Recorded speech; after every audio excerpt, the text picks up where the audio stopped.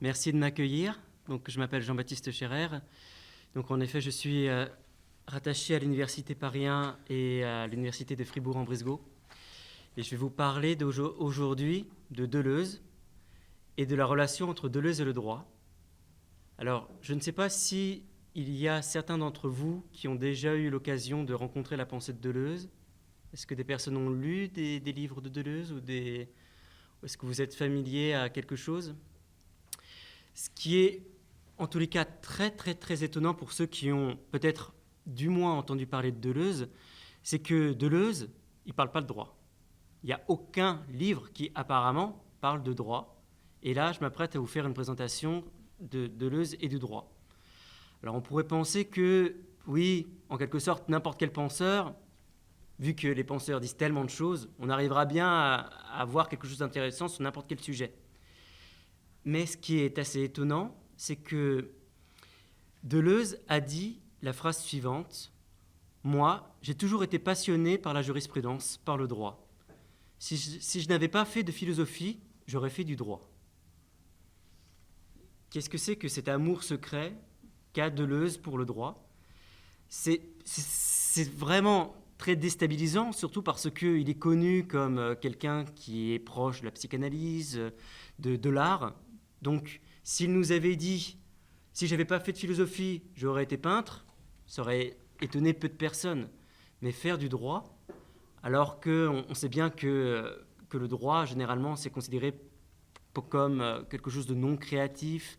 Par exemple, Paul Cézanne, qui est donc un des plus grands peintres, a fait des études de droit, mais c'est parce qu'il a été obligé de le faire. Il a fait ça pour faire plaisir à son père. Et après, il a été libéré du droit pour faire ce qui était vraiment important pour lui, peindre. Deleuze adore Cézanne. Deleuze est un grand philosophe de l'art, du cinéma. Et pourtant, il nous dit ça. Alors, je vais directement arriver à essayer de vous décrire assez brièvement qui est Deleuze, pour que vous puissiez un petit peu le situer. Il est né en 1925, c'est un professeur de philosophie. Il a enseigné notamment à l'université Paris 8 Vincennes jusqu'en 1987 et il est mort en 1995.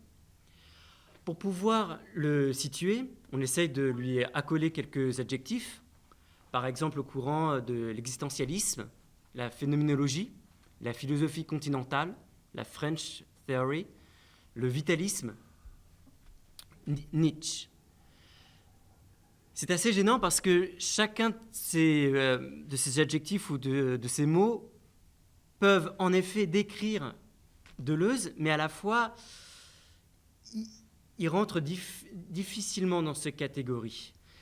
Tout d'abord, l'existentialisme, comme vous devez certainement avoir déjà entendu parler, c'est un courant qui est né au 19e et qui est au 20e siècle en Europe continentale. Il y a des grands penseurs comme Kierkegaard qui peuvent être considérés comme le fondateur de ce mouvement, qui est le fait de placer l'individu au centre de la pensée.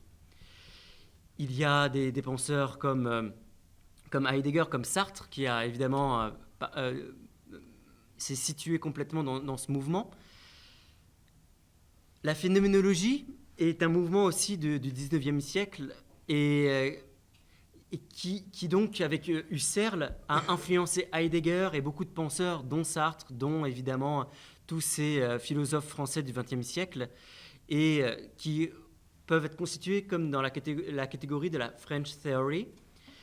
Mais ce qui est assez étonnant, c'est que je ne sais pas si Deleuze peut vraiment être mis dans cette catégorie, certainement parce que on le place dans ce mouvement des années 60-70 avec notamment la fameuse année 1968 qui a été une date qui a marqué ce courant.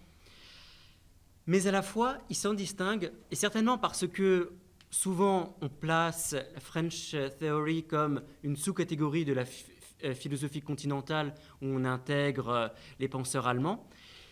Pourtant, Deleuze s'inspire de beaucoup d'auteurs qu'on pourrait qualifier de, pas d'analytiques, mais en tous les cas d'empiristes. Il s'est beaucoup inspiré d'auteurs américains. Et ce qui fait que là, ce qui est déjà intéressant tout de suite, c'est de remarquer que Deleuze ne sera pas un philosophe du droit qui va opposer le courant continental avec la common law. Il se place pas du tout là-dedans. On pourrait peut-être même penser qu'il est davantage sensible à l'approche du pragmatisme anglo-américain que de l'approche franco-allemande, si on veut aller assez rapidement. Les deux derniers mots que j'ai cités, le vitalisme et Nietzsche, sont assez importants parce que Deleuze a beaucoup travaillé sur la pensée de Bergson. Et c'est vrai que Bergson peut, à certains égards, être utilisé pour penser le droit. Certains auteurs l'ont fait. Et Nietzsche est un auteur clé pour comprendre les philosophes du XXe siècle et la philosophie en général. Mais ce qui est assez intéressant, c'est que Deleuze doit être considéré comme un Nietzschéen de gauche. Et c'est là que j'arrive à ma prochaine slide, ma première partie, où je vais essayer de montrer comment est-ce que, à travers l'abécédaire, je vais vous dire en 2 mots ce que c'est que l'abécédaire, il y a Deleuze qui se confie et qui explique que le droit a une part spéciale dans sa vie, dans sa pensée. Il en a parlé dans la lettre G qui correspond à gauche. Gauche, politiquement, il est politiquement de gauche. Et donc là, je vais vous parler en quoi est-ce qu'il y a une relation entre être politiquement de gauche et sa conception du droit. Et ensuite, j'essaierai de vous montrer comment faire pour pouvoir traduire et comprendre sa pensée, parce que ce qui est particulièrement difficile avec Deleuze et ce genre de penseur, c'est qu'en réalité, il est en dialogue avec beaucoup de penseurs, et on nous demande presque, à la limite, d'avoir lu tous ces penseurs, d'être familier avec toute cette pensée, pour pouvoir comprendre comment est-ce qu'ils se positionnent. Donc, nous n'avons pas 6 mois pour pouvoir le faire. Je vais à chaque fois essayer de vous donner 1 ou 2 idées pour pouvoir réussir à vous accrocher en quoi est-ce que chaque penseur a été important dans la pensée juridique de Deleuze. Donc maintenant, je vais vous présenter une petite partie de l'abécédaire. Juste avant de le faire, qu'est-ce que c'est que l'abécédaire ? L'abécédaire, c'est en quelque sorte un testament, peut-être une archive difficile à considérer, ce qui est... C'est très certainement un testament, en ce sens où c'était pas publiable avant sa mort, mais bon, ouais. Tout à fait. Il a accepté de faire cet abécédaire, qui est en fait une vidéo de plusieurs heures, où on lui pose... à chaque fois, il a à parler avec chaque fois une lettre de l'alphabet, A comme animal, et il va parler de l'animal dans sa pensée, et il répondra à des questions de son ami. Et il fait ça pour l'ensemble des lettres de l'alphabet. Comme ce que tu viens de dire, Simon, c'est qu'il a accepté de faire ce travail-là parce qu'il entretient déjà une relation particulière avec la vidéo. Il a déjà essayé de faire des expériences avec la vidéo, qu'est-ce qui transparaît avec la vidéo, mais aussi parce que pour lui, il s'est dévoilé en se disant... Cette vidéo ne sera publiée, ne sera montrée au public qu'après ma mort. Alors, il est mort en 1995 et en effet, ces vidéos ont commencé à être diffusées sur Arte, à la télévision, en 1995, quasiment au moment de sa mort. Donc maintenant... D'où G. D'où G. Nous sommes rappelés à l'ordre. Et alors là, c'est pas le point de démence qui constitue ton charme, puisque nous allons parler d'une chose très sérieuse, c'est ton appartenance à la gauche. Oui, oui. Ça a l'air de te faire rire, et je suis très très contente. Alors, donc, comme on l'a vu, tu es issu d'une famille bourgeoise de droite, et dès la Libération, tu es plutôt ce qu'on appelle un homme de gauche. Enfin, allons moins vite. D'abord, à la Libération, beaucoup de tes amis, beaucoup de gens autour de toi qui étaient étudiants en philosophie, adhèrent au PC ou sont très liés au PC? Oh, tous, ils sont passés, oui. Il n'y a que moi. Je crois, j'en suis pas sûr, mais tous, ils sont passés. Alors, toi, comment y as-tu échappé? Ouais, c'est pas tellement compliqué. Hein. Tous mes amis y passaient au PC.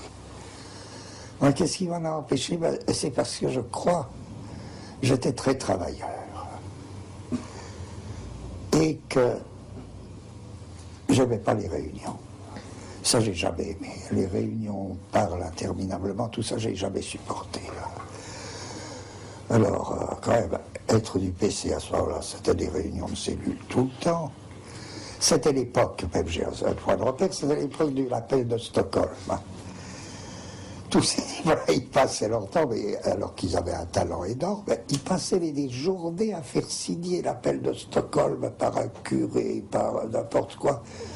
Ils se baladaient avec l'appel de Stockholm, je ne sais même plus ce que c'était l'appel de Stockholm.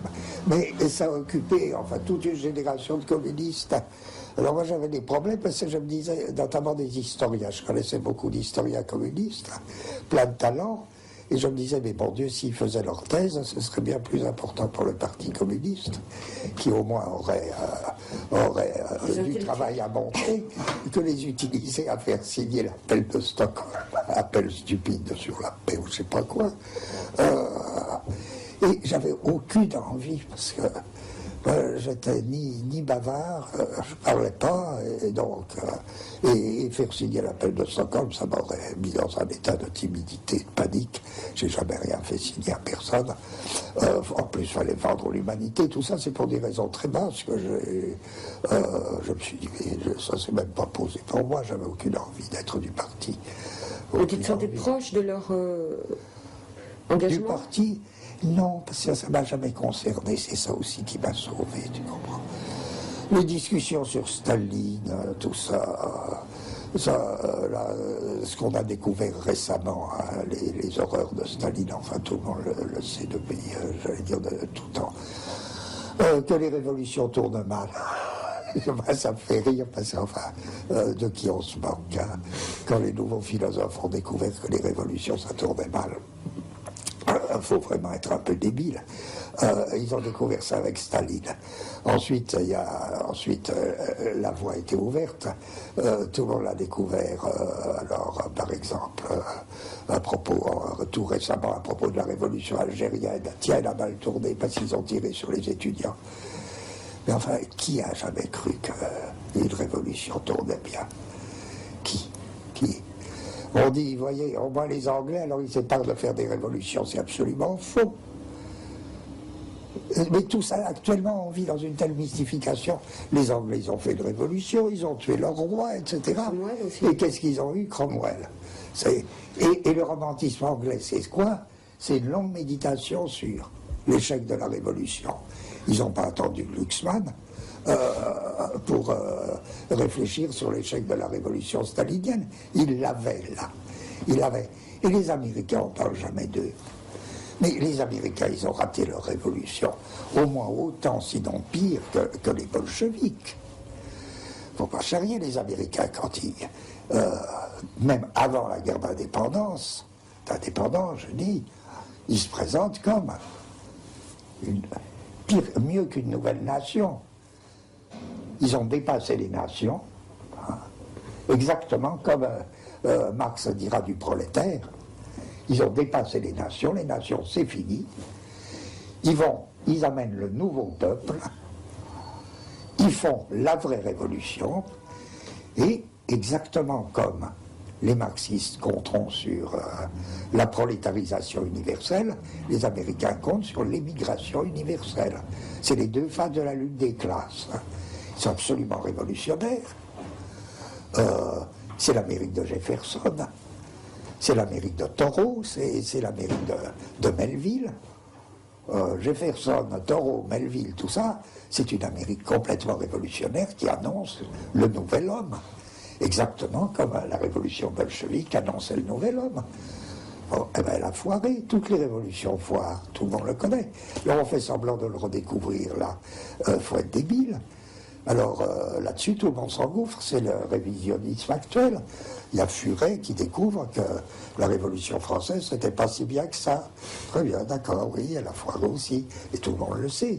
La Révolution française a donné Napoléon, on fait des découvertes qui au moins, sont pas très émouvantes par leur nouveauté.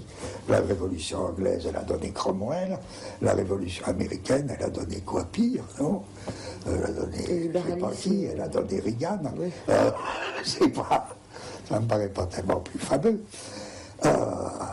Alors, je veux dire, on en est dans un tel état de confusion que les révolutions échouent, que les révolutions tournent mal. Mais ça n'a jamais empêché les gens, ni fait que les gens ne deviennent pas révolutionnaires. On mélange deux choses absolument différentes. Les situations dans lesquelles la seule issue pour l'homme, c'est de devenir révolutionnaire. Là encore, on en parle depuis le début, finalement. C'est la confusion du devenir et de l'histoire. Et si les gens deviennent révolutionnaires...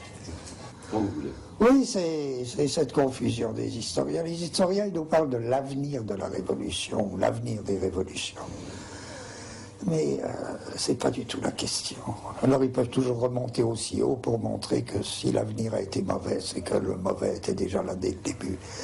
Mais le problème concret, c'est comment et pourquoi les gens deviennent-ils révolutionnaires? Et ça, heureusement, les historiens l'empêcheront pas.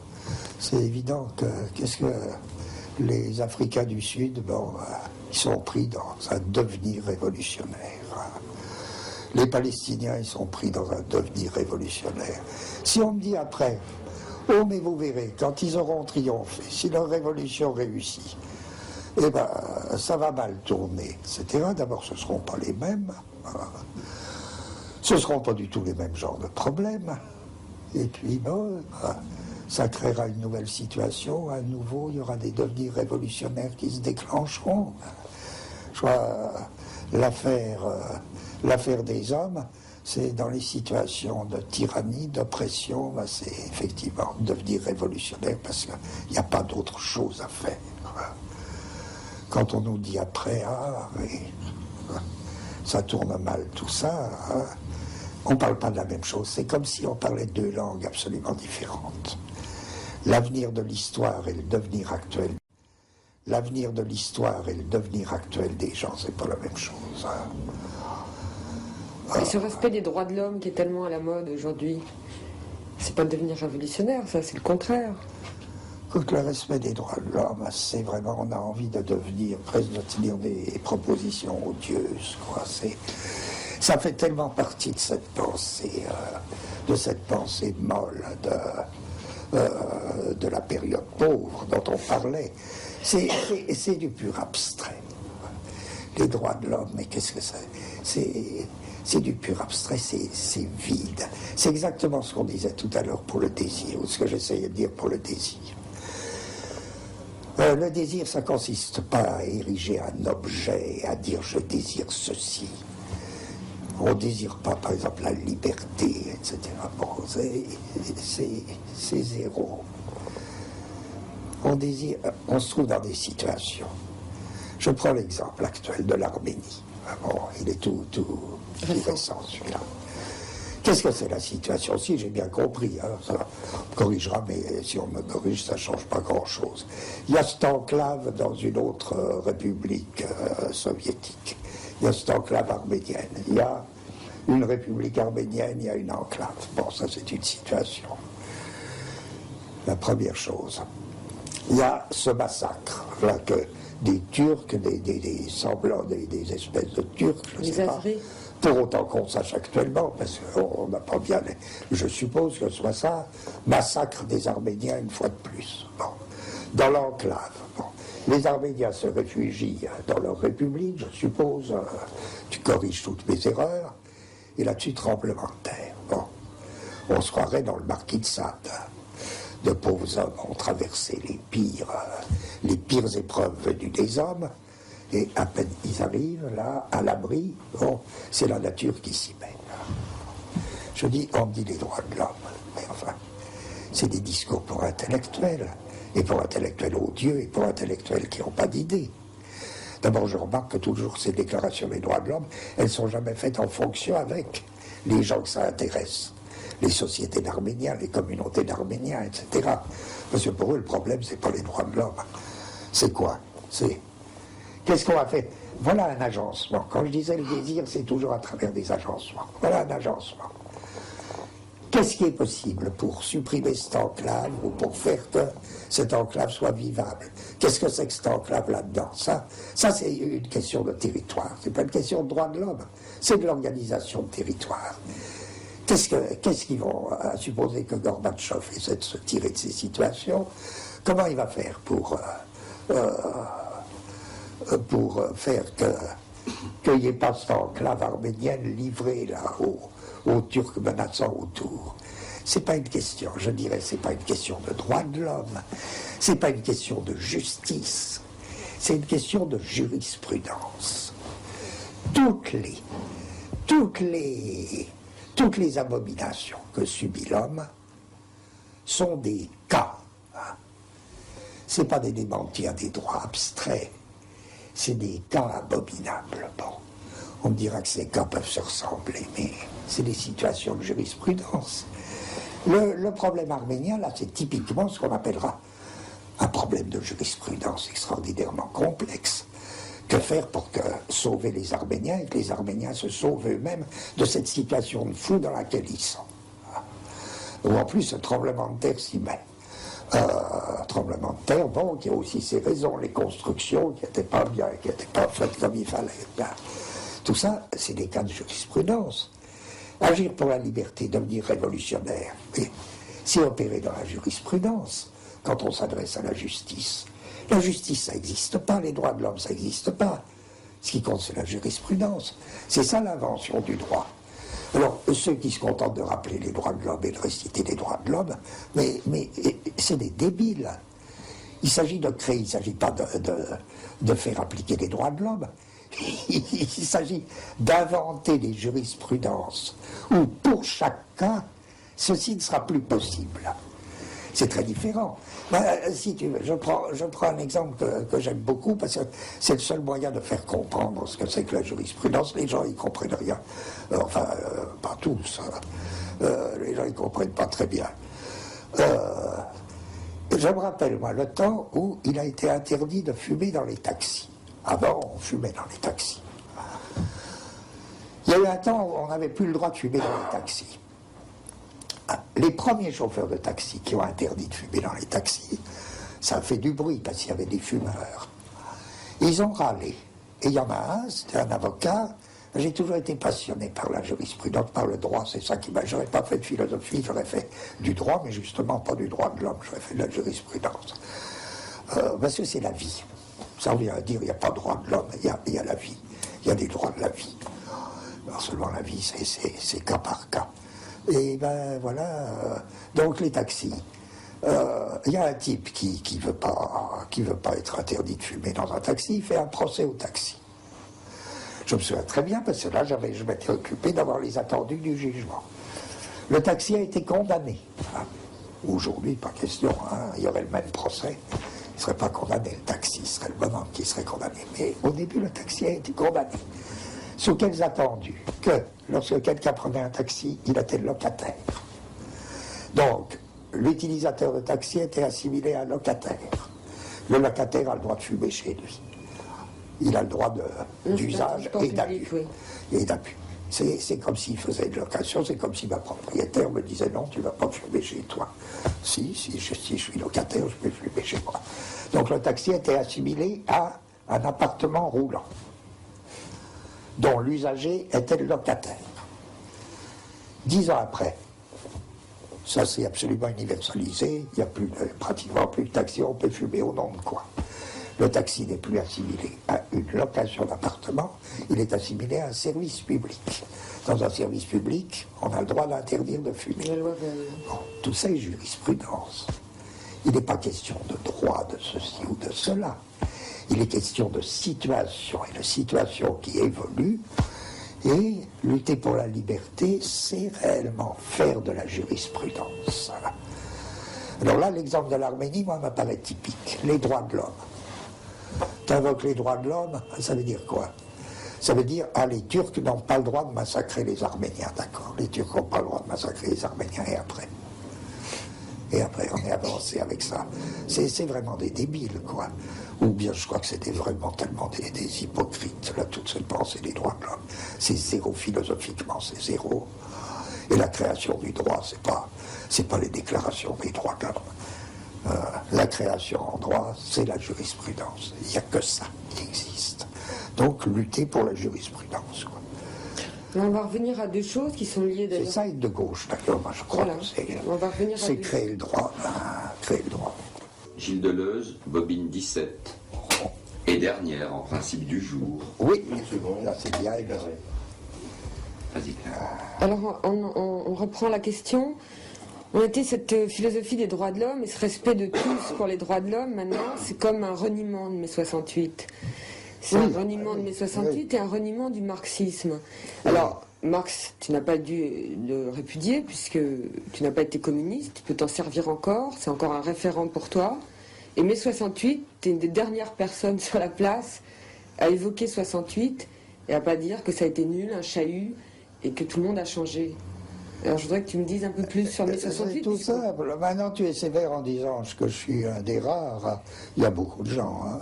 Il n'y a qu'autour de nous et nos amis. Moi, je connais très peu de... Il n'y a pas de renégats. Hein. Il y a Oui, mais beaucoup c'est de nos gens. amis. Oui, mais il y en a beaucoup quand même qui n'ont fait aucun reniement. C'est presque compris, là, la réponse est toute simple. 68, c'est l'intrusion du devenir. On a voulu y voir parfois le règne de l'imaginaire. C'est absolument pas imaginaire, c'est une bouffée de réel à l'état pur. C'est le réel, c'est tout d'un coup le réel qui arrive. Alors les gens, ils comprennent pas, ils ne reconnaissent pas, ils se disent, mais qu'est-ce que c'est que ça? Les gens réels, enfin, les gens dans leur réalité, ça a été prodigieux. Et qu'est-ce que c'était les gens dans leur réalité? Eh bien, c'est le devenir. Alors, il pouvait y avoir de mauvais devenirs, tout ça. C'était que les historiens n'aient pas bien compris. C'est forcé, parce que moi, je crois tellement à la différence entre l'histoire et le devenir. C'était un devenir révolutionnaire, sans avenir de révolution. Alors, on peut toujours s'en moquer, on peut dire on s'en moque une fois que c'est passé. C'était des phénomènes de pur devenir qui ont pris les gens. Même des devenirs animaux, si tu veux, même des devenirs enfants, même des devenirs femmes des hommes, des devenirs hommes de femmes, tout ça. C'est ce domaine si particulier autour duquel on tourne depuis le début de nos questions là. C'est qu'est-ce que c'est au juste qu'un devenir? Bon, en tout cas, c'est l'intrusion du devenir 68. Et toi, tu viens de devenir révolutionnaire à ce moment-là? Comme on a une... Devenir révolutionnaire, oui, rien que ton sourire fait penser que ce n'est pas sans moquerie, dis-moi plutôt, alors. Mais qu'est-ce que c'est être de gauche? C'est Non, plus justement, discret je te le que dirai pas. devenir révolutionnaire. Je te le tu vas dirai me pas. le Alors dire. moi, je voudrais poser la question autrement. Oui. C'est entre ton civisme d'homme de gauche qui vote et tout ça, et ton devenir révolutionnaire, comme tu es un homme de gauche, comment tu te débrouilles, et qu'est-ce que c'est être de gauche pour toi? Ouais. Moi, je vais te dire, je pense qu'il n'y a pas de gouvernement de gauche. Pour ça, là aussi, il ne faut pas s'étonner. Notre gouvernement, qui devrait être un gouvernement de gauche et qui n'est pas un gouvernement de gauche, c'est pas qu'il n'y ait pas de différence dans les gouvernements. Et il y a au mieux ce qu'on peut espérer, c'est un gouvernement favorable à certaines exigences ou réclamations de la gauche. Mais un gouvernement de gauche, ça n'existe pas, car la gauche n'est pas affaire de gouvernement. Mais si on me disait comment définir être de gauche ou comment définir la gauche, je dirais de deux manières. Il y a deux façons. Et là aussi, c'est pleinement. C'est d'abord une affaire de perception. Il y a une affaire de perception. L'affaire de perception, c'est ceci. C'est ne pas être de gauche, c'est quoi? Ne pas être de gauche, c'est un peu comme une adresse postale. Partir de soi, la rue où on est, la ville, le pays, les autres pays, de plus en plus loin. On commence par soi, et dans la mesure où on est privilégié, on est dans un pays riche, on se dit, eh ben, comment faire pour que la situation dure? On sent bien qu'il y a des dangers, que ça ne va pas durer tout ça, que c'est trop dément. Bon, mais comment faire pour que ça dure? Alors on se dit, oulala, les Chinois, ils sont loin, mais comment faire pour que l'Europe dure encore, etc. Bon. Être de gauche, c'est l'inverse. C'est percevoir, alors on dit que les Japonais perçoivent comme ça.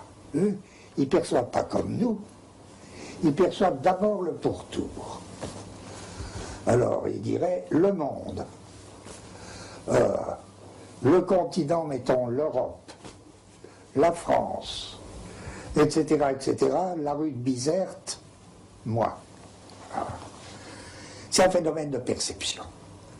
On perçoit d'abord l'horizon. On perçoit à l'horizon. Ils sont pas tellement à gauche, hein, les Japonais. C'est pas par générosité, oui, mais justement, pas objection, pas. C'est pas une raison. Par là, ils sont à gauche. Par leur sens de l'adresse postale, ils sont à gauche. Tu vois d'abord à l'horizon. Hein. Et tu sais que ça ne peut pas durer. C'est pas possible. Que ces milliards de gens qui crèvent de faim, non, ça peut durer encore 100 ans, j'en sais rien, mais non, mais il faut pas charrier cette injustice absolue. C'est pas au nom de la morale, c'est au nom de la perception même. Que donc, si on commence par le bout, c'est ça être de gauche, par savoir donc, et par d'une certaine manière appeler de ses voeux et considérer que ce sont là les problèmes à régler.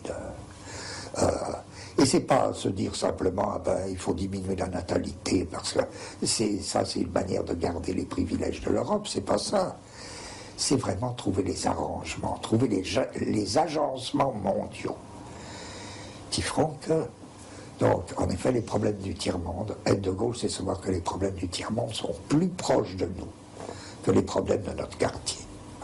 C'est vraiment une question de perception, c'est pas une question de belle âme, tout ça. Non, c'est ça d'abord être de gauche pour moi. Et deuxièmement, être de gauche, c'est être par nature, ou c'est plutôt devenir, c'est un problème de devenir, ne pas cesser de devenir minoritaire. C'est dire que la gauche n'est jamais majoritaire en tant que gauche. Et pour une raison très simple, c'est que la majorité, c'est un truc qui suppose, même quand on vote, c'est pas simplement la plus grande quantité qui vote pour telle chose. La majorité, ça suppose un étalon. En Occident, l'étalon que suppose toute majorité, c'est homme, adulte, mâle, citoyen des villes. Ezra Pound, Don Joyce ont dit des trucs comme ça, c'était parfait, oui. C'est ça l'étalon. Donc, aura la majorité, par nature, celui qui, à tel moment, ou l'ensemble qui, à tel moment, réalisera cet étalon. C'est-à-dire l'image sensée de l'homme adulte, mâle, citoyen des villes. Si bien que, à la limite, je peux dire la majorité, ça n'est jamais personne. Ça n'est jamais personne, c'est un étalon vide. Simplement, plusieurs personnes, un maximum de personnes se reconnaissent dans cet étalon vide. Mais en soi, l'étalon est vide. L'homme mâle, etc. Alors, les femmes vont compter et vont intervenir dans la majorité ou bien dans des minorités secondaires d'après leur groupement par rapport à cet étalon. Mais à côté de ça, il y a quoi? Il y a tous les devenirs qui sont des devenirs minoritaires. Je veux dire, les femmes, c'est pas un acquis, elles ne sont pas femmes par nature. Les femmes, elles ont à devenir femmes. Du coup, si les femmes ont à devenir femmes, les hommes aussi, ils ont à devenir femmes. On parlait tout à l'heure des devenirs animaux. Les enfants, ils ont à devenir enfants, ils ne sont pas enfants par nature. Voilà. Tous ces devenirs-là, c'est ça les minorités. Donc les hommes ne font pas devenir hommes, c'est dur. Ah ben non, c'est un étalon majoritaire. C'est vide. L'homme mâle adulte, il n'a pas à devenir. Il peut devenir femme, peur, ou je creuse, ou au contraire, je suis bien content que le point de démence de quelqu'un, ce soit la source de son charme même. Quoi. Ouais. Donc maintenant, vous avez une idée déjà de la position de Foucault, de Deleuze. Et c'est vrai que c'est intéressant de voir ça en rapport avec Foucault.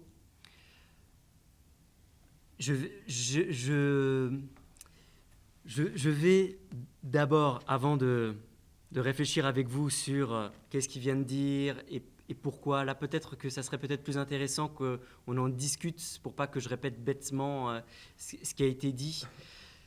Mais pour pouvoir comprendre, comme ce que j'ai dit tout à l'heure, il est important de croiser avec la pensée de d'autres penseurs qui, eux, sont clairement mis dans la catégorie des penseurs du droit ou de la loi. Et donc, je vais vous parler de 7 auteurs. Je vais vous parler de Hobbes, qui est né en 1588 et mort en 1679. Leibniz, 746-1716. Hume, 1711-1776. Kant, 1724-1804. Tarde, 1843-1904. Freud, 1856-1939. Et enfin Foucault, 1926-1984. Alors, je vais partir du plus récent pour arriver au plus ancien. Donc Michel Foucault est particulièrement connu comme un penseur du droit à travers des ouvrages, et certainement le plus connu est Surveiller et punir, écrit en 1975. C'est le grand penseur du pouvoir. Et il a développé des concepts tels que la gouvernementalité, la biopolitique. Il a aussi parlé d'un concept qui n'est pas très évident à être défini, qui est la notion de dispositif. On peut trouver dans son ouvrage de 1976, L'histoire de la sexualité, le premier volume, La volonté de savoir, une définition du dispositif. Il y a Agamben qui en fait un résumé tout à fait délicieux. Il y a en effet Agamben qui a écrit un petit livre sur le dispositif et qui en parle très bien. Il y a donc Deleuze qui a écrit des livres sur Foucault, même s'ils étaient très liés il n'a pas fait un livre sur une personne qu'il ne connaissait pas. Ils sont très liés, Deleuze et Foucault. Son concept de dispositif de Foucault est lié en quelque sorte à l'idée d'agencement que vous avez pu entendre tout à l'heure. Excusez-moi. Il y a un article de Monique David Ménard qui étudie le décalage entre l'agencement deleuzien et le dispositif foucalien. Le deuxième penseur que je voulais vous parler est Sigmund Freud. Vous pourriez me dire, mais bon, Freud, il est connu comme psychanalyste et pas comme juriste, en effet, même si il semblerait qu'il ait fait un peu de droit. Mais par contre, il a réfléchi sur la notion de loi. Et c'est un peu particulier que Freud parle de ça, parce que Freud, comme chacun d'ici sait, est juif, et il a beaucoup réfléchi sur qu'est-ce que c'est que cette religion. Et la loi est un élément fondamental de cette religion. Et en particulier dans un ouvrage sur tabou et totem, j'espère que je ne mélange pas, ou totem et tabou, il parle justement du tabou qui est lié avec cette idée de loi. Et pour revenir pour ne pas développer longtemps toute la pensée de Freud, il nous faudrait beaucoup de temps. Deleuze est intéressé par plusieurs aspects de cette pensée, par l'idée d'inconscient certainement, etc. Mais il a écrit un livre qui est l'Anti-Oedipe.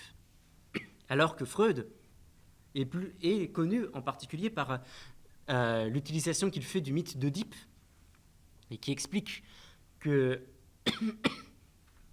toute la complexité qu'il y a du rapport entre sa mère et son père et ce qui serait en guillemets peut-être le nœud pour comprendre le passage du conscient, de l'inconscient, du ça. Je ne vais pas rentrer dans le détail de ça.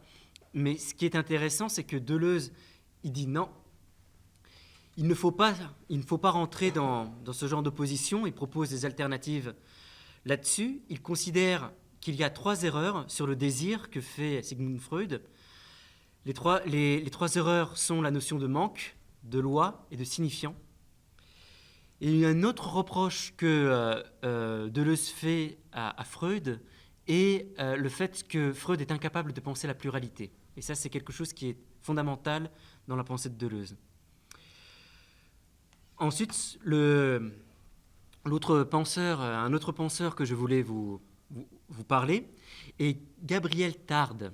Alors, ceux d'entre vous qui ont fait de la sociologie ont certainement entendu parler de Tarde, mais Tarde a été je sais pas, peut-être dire écrasé, en tous les cas, a été dans l'ombre d'un penseur très important qui est Durkheim. Alors, moi, je prononce Durkheim parce que je suis alsacien. Après, il y a d'autres façons de prononcer Durkheim. Mais ce qui est intéressant, c'est que Tarde s'intéresse à la microsociologie. Il est connu dans son opposition avec Durkheim parce que Durkheim considéra que Tarde n'est en quelque sorte un psychologue, alors que, non, pour Tarde, lui, il se considère réellement comme un sociologue. Il s'oppose à un pénaliste, à Lombroso, sur l'origine biologiste du crime. Tarde est en effet un pénaliste, et il veut expliquer les représentations collectives, c'est-à-dire les phénomènes sociaux, par des imitations et des inventions. Alors vous avez la possibilité d'écouter ou de lire la conférence de Deleuze a faite à l'université en 1986. Il suffit de faire une université à Paris 8, Deleuze, sur Google, et vous pouvez trouver directement ces conférences. C'est celle qui est faite le 7 janvier 1986. Et il essaie d'expliquer qu'est-ce que c'est que cette notion d'imitation et d'invention. Alors, je crois qu'on est peut-être un peu pris par le temps, on reviendra dessus si vous voulez tout à l'heure. Mais ce qui est absolument fondamental, c'est de comprendre comment est-ce qu'on passe de l'individu au social. Et il utilise cette idée d'imitation pour pouvoir comprendre cette diffusion des croyances. Et c'est quelque chose qui est très important pour Deleuze. Il en parle dans son livre « Différence et imitation ». Différence et répétition, en 68. Et ce qui est intéressant, c'est que Deleuze parle de Tarde pour pouvoir parler de Foucault. Donc il lit ces deux penseurs. Deleuze lit Freud à Kant, qui est donc, même si certains d'entre vous n'ont jamais fait de philosophie, je suppose que chacun d'entre vous connaissait Emmanuel Kant. Il a évidemment beaucoup écrit sur le droit, mais ce que j'aimerais souligner ici, c'est que Kant a utilisé le droit pour pouvoir développer sa philosophie en général et pas uniquement réfléchir sur le droit en tant que tel. C'est le droit qui a été utilisé par Kant pour pouvoir développer sa philosophie. Et on peut avoir un exemple dans le chapitre 2 intitulé « De la déduction des concepts purs de l'entendement ».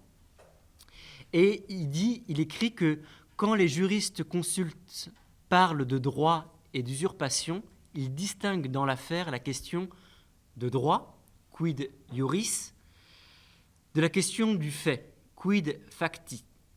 Et comme ils exigent une preuve de chacun d'elles, ils nomment déduction celle qui doit démontrer le droit ou la légitimité de la prétention. Donc là, on voit que Kant explique toute la logique juridique et il interroge les deux logiques entre la logique juridique et la logique des faits. Et cette question, le quid iuris, on peut trouver ce questionnement, ce vocable même, dans l'œuvre de Deleuze, même lorsqu'il ne parle pas expressément de droit. Donc c'est un mécanisme que Deleuze utilise, se réapproprie, et il faut bien savoir que Deleuze a écrit des livres sur tous les auteurs que je suis en train de vous parler. Il a développé ses pensées, il a écrit un livre expressément sur Kant. Le premier auteur sur lequel il a écrit est Hume. Donc Hume, fondateur avec Locke et Berkeley de l'empirisme moderne, il faut le lier avec Adam Smith, donc l'économiste. Il fait partie des Lumières écossaises, et de Jeremy Bentham. Dans un enregistrement radiophonique de 1956, Deleuze, pendant une quinzaine de minutes, expose sa vision de la pensée de Hume, et il dit notamment que le plus important pour lui, pour Hume, c'est sûrement l'histoire, le droit, les institutions, la législation, c'est-à-dire tout le domaine d'une pratique de l'homme dans la société. Et donc, cette phrase-là montre que c'était ce qui était important pour Deleuze chez Hume, et ce sont des aspects que beaucoup de penseurs négligent chez Hume. Et en quelque sorte, le projet de Deleuze s'inscrit dans cette phrase. Un peu de courage, il reste 2 auteurs importants. Je vous parlerai de Leibniz. Alors Leibniz, évidemment, c'est un penseur fondamental pour plein d'aspects. Actuellement, pour la question de l'intelligence artificielle, pour plein d'éléments qui nous intéressent aujourd'hui, chacun d'entre nous. Mais il est aussi connu pour avoir réfléchi sur le droit. C'est un juriste. Et sa thèse de doctorat, et le titre est De Iacibus Perplexis Ignore. Alors, on retrouve la notion de cas, la notion de perplexité et la notion de droit. Et ces 3 notions-là sont fondamentales pour comprendre l'approche de Deleuze. Je vais terminer avec Hobbes. Alors, Hobbes est utilisé généralement pour pouvoir comprendre ce que c'est que l'État. Il est un des théoriciens du contrat social, avec Rousseau, et Locke et d'autres penseurs. Ce qui est fondamental avec Hobbes, c'est qu'il peut être considéré notamment par des penseurs, des juristes comme Villers, comme peut-être comme un penseur moderne et comme un penseur fondamental pour comprendre le droit moderne. Il y a au début du Léviathan, je ne vous demande pas à tous de lire le Léviathan en entier, même si c'est en réalité un ouvrage absolument fascinant, mais si vous lisez le tout début, Hobbes parle d'un animal artificiel, et cet animal artificiel serait en quelque sorte le gouvernement, serait l'État. Et cette notion d'opposition entre artificiel et naturel montre que cette opposition n'a pas vraiment de sens, n'a pas le sens en tous les cas que nous avons aujourd'hui. Aujourd'hui, cette opposition n'est pas pertinente. Il n'y a pas d'opposition entre naturel et artificiel. Et cette réflexion du droit naturel, qu'est-ce que c'est que le droit naturel? Hobbes se distingue d'autres penseurs qui fondaient le droit naturel sur l'idée de Dieu, sur des idéaux.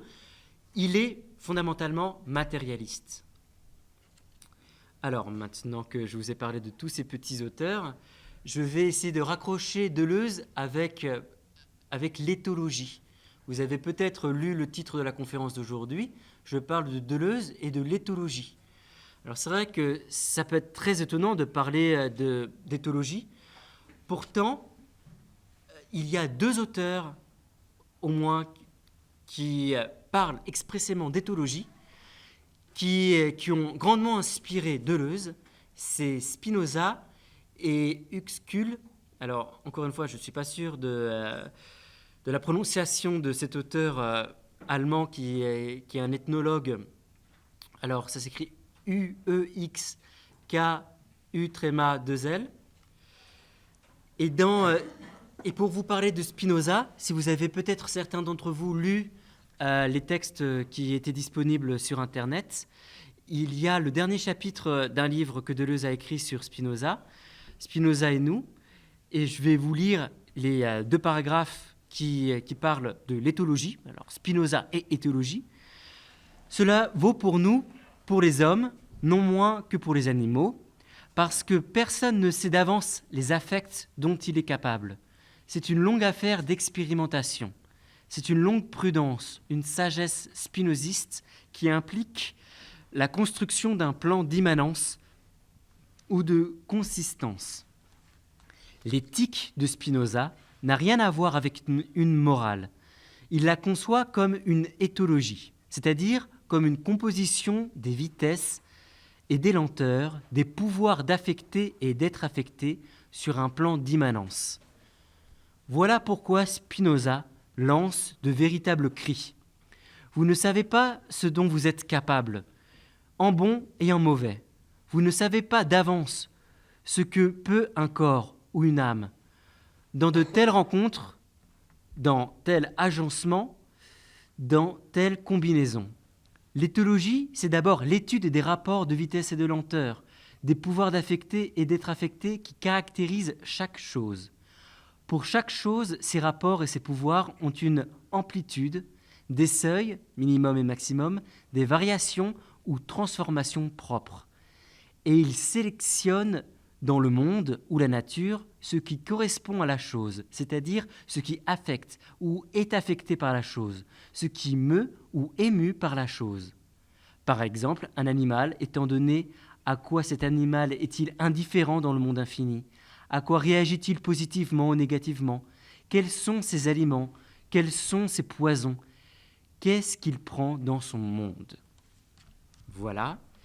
Et on peut lier cette approche de Spinoza à cet ethnologue.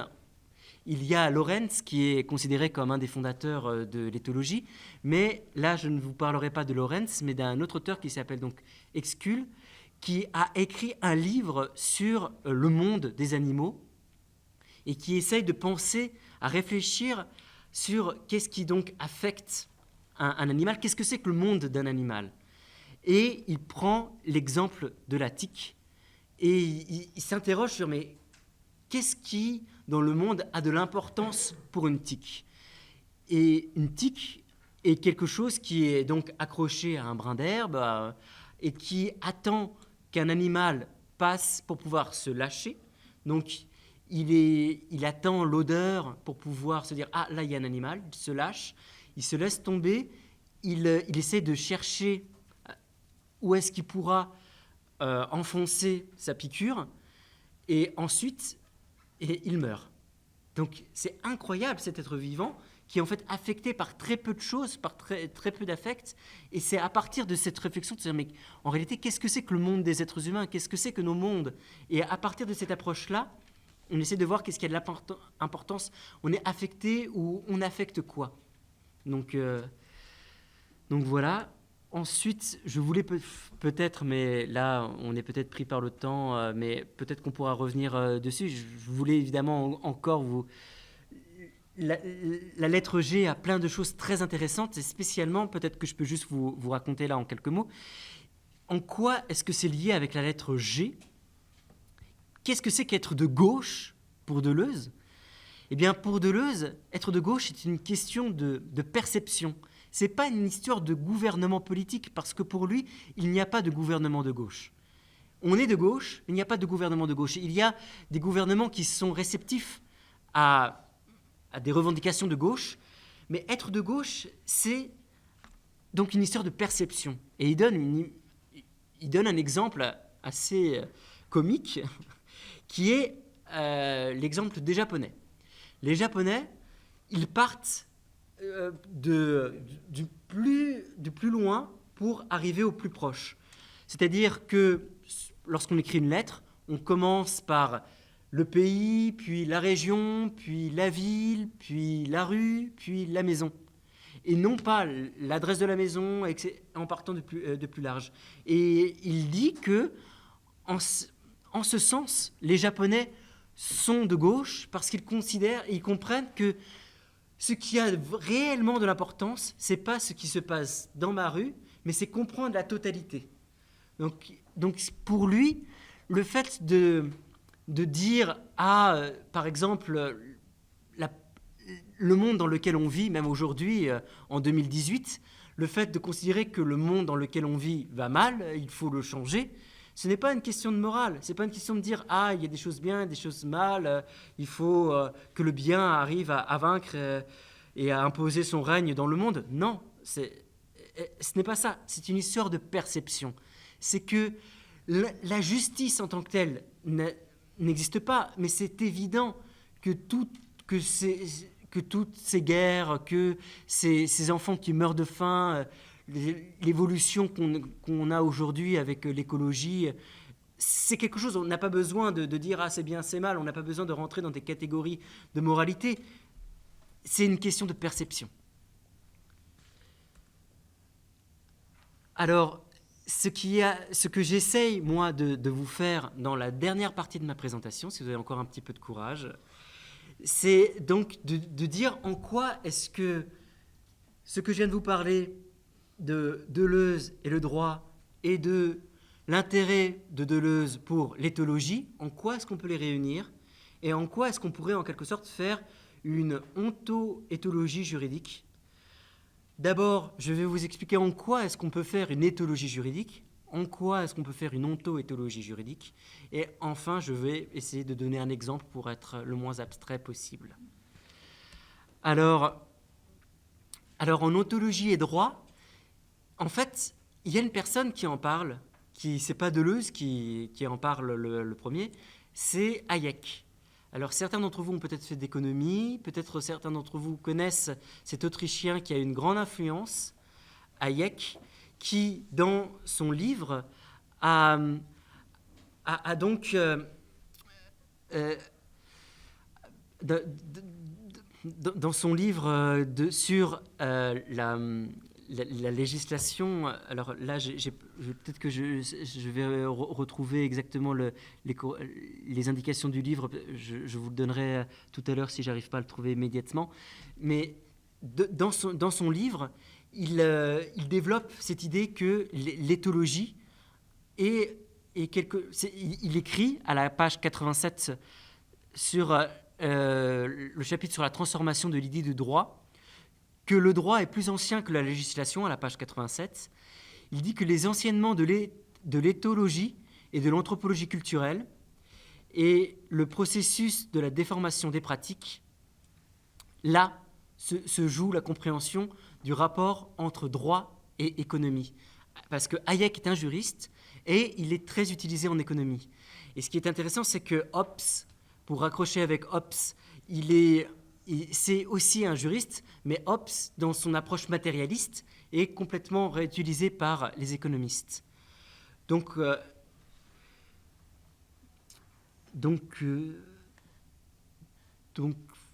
voilà, j'aurais envie d'en parler très longtemps, mais je vais juste vous faire un autre exemple pour vous expliquer en quoi est-ce que une autre notion, en quoi est-ce qu'on peut utiliser l'éthologie comme quelque chose d'utile pour comprendre le droit, c'est que la notion de rituel, la ritualisation, est en fait un concept qui est au cœur de l'éthologie et qui a été développé d'abord dans les études de comportements animaux. Et sans aller beaucoup plus loin, on peut comprendre en quoi est-ce que le droit aujourd'hui, le rituel et le droit ont quelque chose d'intimement en commun. Donc, pour pouvoir comprendre en quoi est-ce que Deleuze rajoute la notion d'ontologie, en quelque sorte, pour pouvoir comprendre cette éthologie juridique, il suffit tout simplement de raccrocher avec ce que je vous ai dit tout à l'heure, avec Spinoza, avec Uexküll, qui, en fait, s'interroge sur quel est le monde de l'animal et réussir à comprendre le sens du devenir, la notion de désir, c'est en fait en quelque sorte lutter pour un territoire.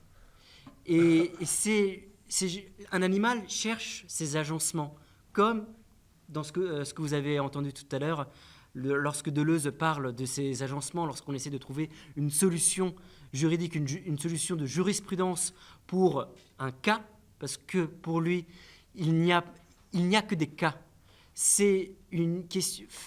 Pour faire du droit, ce n'est que de la casuistique, ce n'est que comprendre le droit en situation.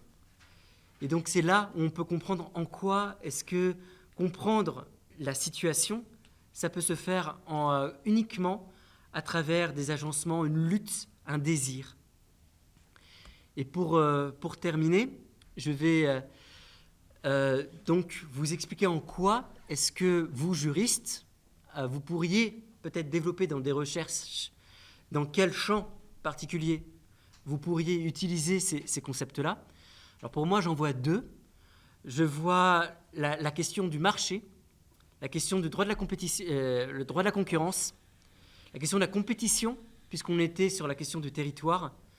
Il y a là une question qui est tout à fait pertinent pour pouvoir réfléchir le droit de la concurrence, utiliser les arguments, la réflexion. Il y a un auteur français qui a expressément avancé cette idée-là, qui s'appelle Claude Champaudeau, Champaud, qui a écrit dans un ouvrage en l'honneur de Hans Ulrich, qui est paru en 2009 chez De Bock, et un chapitre sur éthologie et droit. Et pour lui, ce qui est important, c'est ces notions de territoire, propriété, de contrôle. Et il considère que ça, c'est le domaine de la propriété intellectuelle. Il considère que la propriété intellectuelle est tout à fait propice pour une approche éthologique du droit. Et donc, pour moi, vu que la recherche que je mène, je mène une recherche sur la question du droit moral de l'auteur sur son œuvre et de la liberté artistique et scientifique, il y a là une question sur le contrôle. Il y a là une question sur le rapport de l'auteur sur sa création et peut-être même de la création sur son monde.